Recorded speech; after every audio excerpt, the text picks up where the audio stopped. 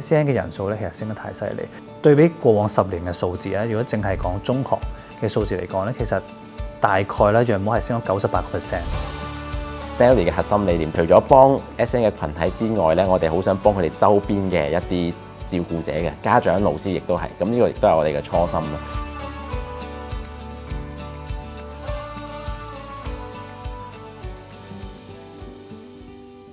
我哋係一間教科技公司嚟嘅，用一啲嘅科技化嘅一啲嘅工具啦，支援緊特殊教育需要呢一個領域。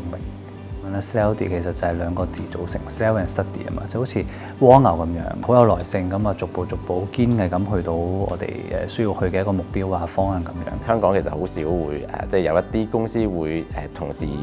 又做一啲科技但係又會話自己又行呢個社企呢一個嘅路線嚟嘅，係啦。咁所以我哋好希望其實就係幫到一啲有需要受到援助嘅群體之餘咧，我哋又可以即係用科技呢一樣嘢去到即係迎合呢一個時代嘅。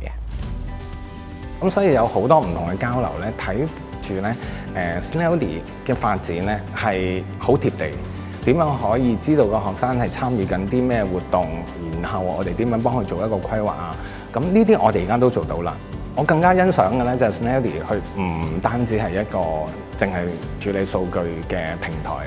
更加有個願景咧就係透過呢個平台係想呈現啲乜嘢價值咧，就係一個共融嘅價值，一個社區嘅共融。對於我嚟講，其實SIP 係一個引擎嚟嘅，其實係推動我哋嘅 startup 咧可以跑得更快。咁佢哋可以好主動同埋好清晰去了解到底我哋嘅需要係啲乜嘢。好多投資者咧，可能佢哋會想投一啲非常快速有成效嘅一啲公司嘅，聽到我哋係社企就會即係卻步㗎啦。咁但係 SIP 佢嗰個定位就正正就係